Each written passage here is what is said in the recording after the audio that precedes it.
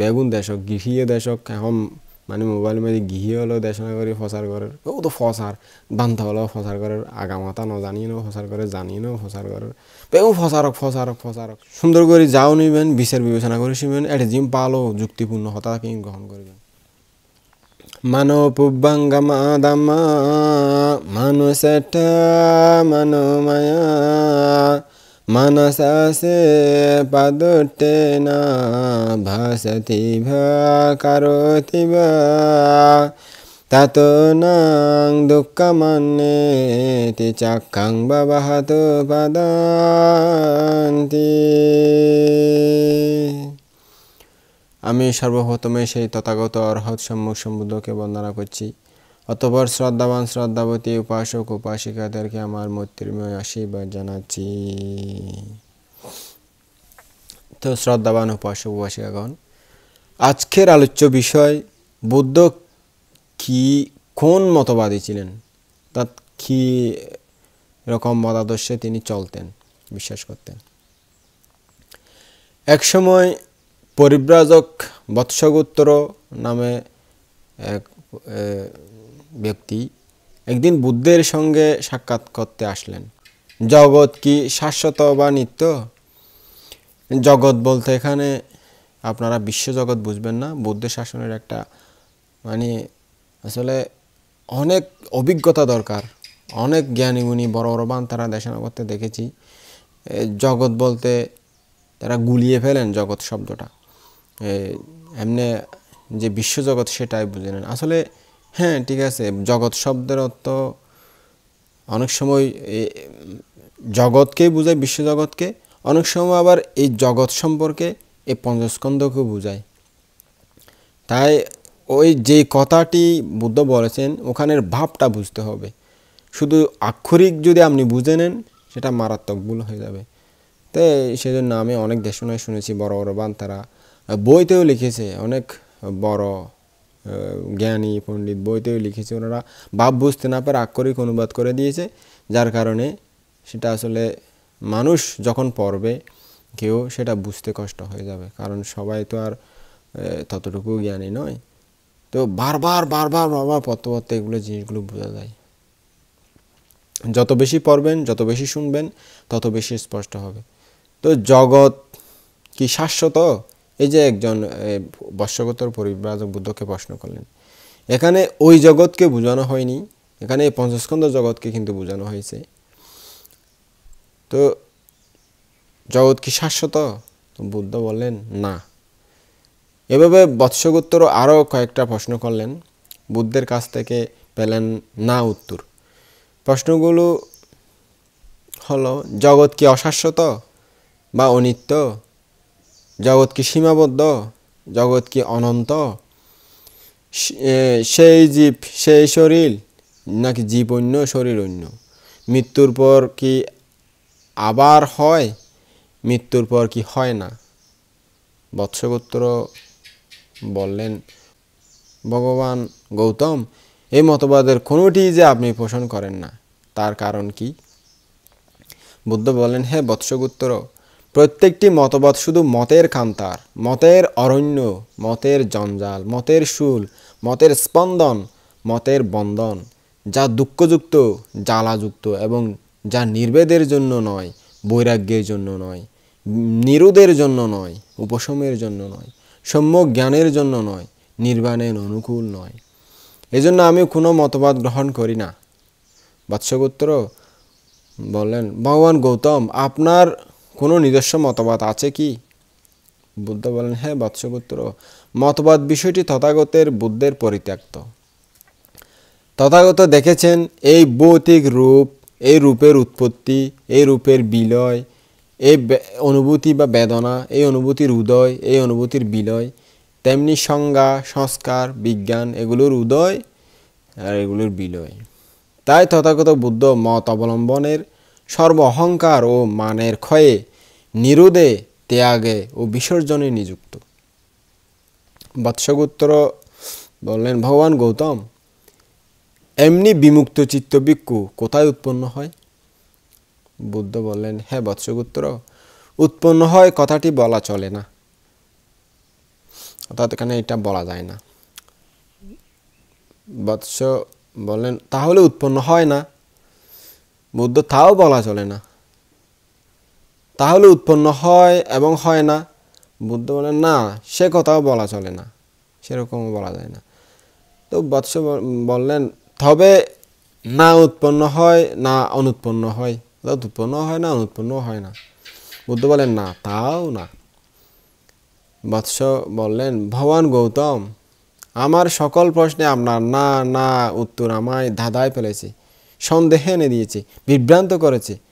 আপনার আগের কথা শুনে যেটুকু আমার শ্রদ্ধা প্রীতি উৎপন্ন হয়েছিল, বর্ধিত হয়েছিল, তা এখনের কথা শুনে তা সম্পূর্ণ এখন নিশ্চিহ্ন হয়ে গেছে। সম্পূর্ণ শ্রদ্ধা আমার কমে যাচ্ছে আপনার প্রতি, আপনার প্রচারিত ধর্মের প্রতি।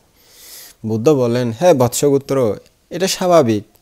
এই বিষয় একান্ত জটিল, দুর্বুদ্ধ, সূক্ষ্ম, তর্কাতীত, উপলব্ধিগম্য। অন্য দৃষ্টিভঙ্গি, অন্য মত, অন্য চিন্তাধারা নিয়ে তোমার পক্ষে এই সুগম নয়, এটা বোঝা এত সহজ নয়। তবে তোমাকে এখন আমি জিজ্ঞেস করি, তোমার যা সঠিক মনে হয় তা উত্তর দেবে। যদি তোমার সম্মুখে, তোমার সামনে আগুন জ্বালে, তুমি কি জানতে পারবে তোমার সামনে আগুন জ্বলছে? বৎসগুত্র বলেন, হ্যাঁ আমি জানতে পারবো, অবশ্যই জানতে পারবো, কেন পারবো না। বুদ্ধ বলেন, যদি তোমাকে জিজ্ঞেস করা হয় তোমার সামনে যে আগুন জ্বলছে, সে আগুন কি অবলম্বনে জ্বলছে, কি হেতু করে জ্বলছে, এই প্রশ্নের উত্তরে তুমি কি বলবে? বৎসগুত্র বলেন, আমি বলবো আমার সামনের আগুন খড়কুটা, কাঠ, গাছ এইসব উপাদানে নিয়ে জ্বলছে। বুদ্ধ বলেন, যদি তোমার সামনের আগুন নিভে যায়, তুমি কি জানতে পারবে সামনের আগুন নিভে গেল? বৎসগুত্র বলেন, হ্যাঁ অবশ্যই জানতে পারবো। আমার সামনের আগুন নিভে গেল আমি জানতে পারবো না? না কেন, আমি অবশ্যই জানতে পারবো।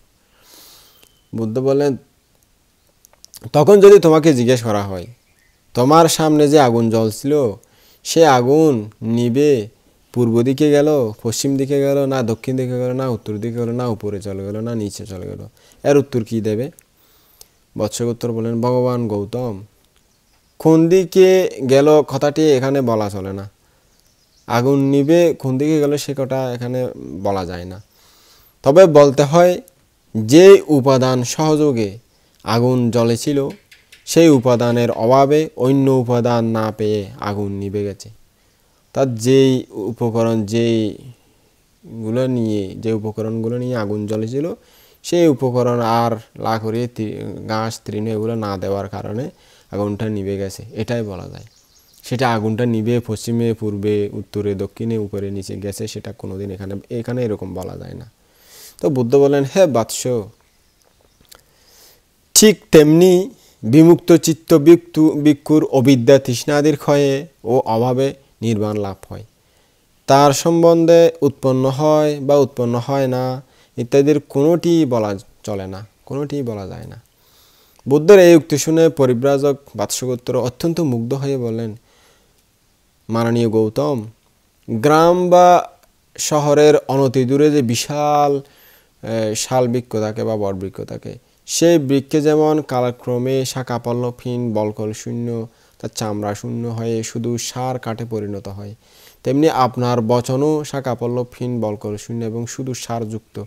আপনি আমাকে আপনার উপাসক বলে গ্রহণ করুন, আপনার ভক্ত বলে গ্রহণ করুন। বুদ্ধ কোনো মতবাদী ছিলেন না, এই আলোচনা থেকে তা সহজেই অনুমান করা যায়। তো বুদ্ধ এই দেশনাটি খুবই জটিল, আসলে বোঝা অনেক কঠিন, সাধারণের পক্ষে কঠিন। আসলে বুদ্ধ ধর্মের যে গভীর তত্ত্ব, বুদ্ধ কী জন্য মানুষকে দুঃখমুক্তি করাতে চান, দুঃখমুক্ত হয়ে কি পায়, কোথায় যায়, এটার একটু সংক্ষেপ আলোচনা গভীরভাবে তুলে ধরানো হয়েছে। তো শ্রদ্ধাবান উপাসক বারবার শুনলে বুঝতে পারবেন।